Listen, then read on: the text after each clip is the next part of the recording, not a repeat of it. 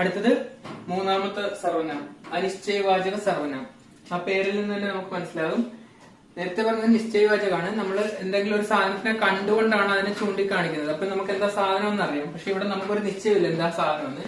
അങ്ങനെയുള്ളിടത്ത് ഉപയോഗിക്കുന്ന വാക്കുകളെയാണ് എന്തെന്ന് പറയുന്നത്, അനിശ്ചയവാചക സർവനാമം എന്ന് പറയുന്നത്. കിസി വ്യക്തി യാ വസ്തു കെ ബാരെ മേ, ഏതെങ്കിലും വ്യക്തികളെയോ അല്ലെങ്കിൽ വസ്തുക്കളെ കുറിച്ച് ഹം നിശ്ചിത രൂപ സെ नहीं जानते हैं तो അനിശ്ചയവാചക സർവനാം കാ പ്രയോഗ ഹോത്താ ഹൈ.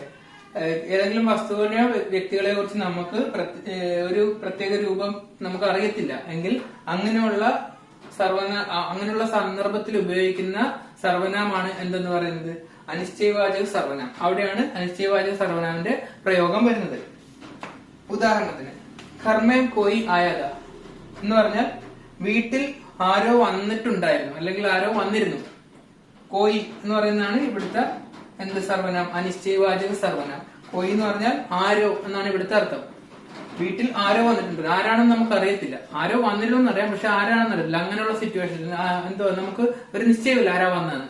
അങ്ങനെയുള്ളിടത്താണ് അനിശ്ചയവാചക സർവനാം ഉപയോഗിക്കുന്നത്. എന്താണ് ആരോ എന്ന് പറയുന്ന വാക്ക്, ആരോ വന്നിരുന്നു. മേസ് പർ കുച്ച് ഹേ, മേശപ്പുറത്ത് എന്തോ ഉണ്ട് എന്ന് വെച്ചാൽ എന്തോ ഉണ്ടെന്ന് അറിയാം, പക്ഷെ എന്താണെന്ന് നമുക്ക് വ്യക്തമായിട്ട് അറിയത്തില്ല. അങ്ങനെയുള്ളിടത്താണ് എന്താ മേസ് പർ കുച്ച് ഹേ എന്ന് പറഞ്ഞാൽ മേശപ്പുറത്ത് എന്തോ ഉണ്ട്. അതും എന്താണ് ഇവിടെ നിശ്ചയമില്ല.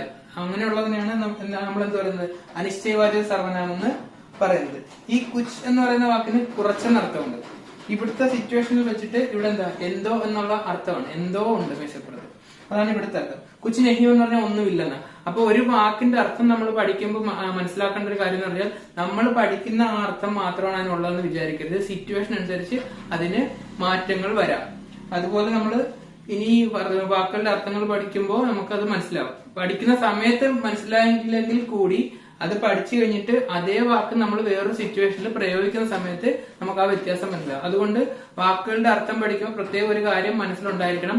നമ്മൾ പഠിക്കുന്ന വാക്കിന്റെ അർത്ഥം ആ ഒരു അർത്ഥം മാത്രമായിരിക്കില്ല എല്ലാ സിറ്റുവേഷനിലും പ്രയോഗിക്കുന്നത്.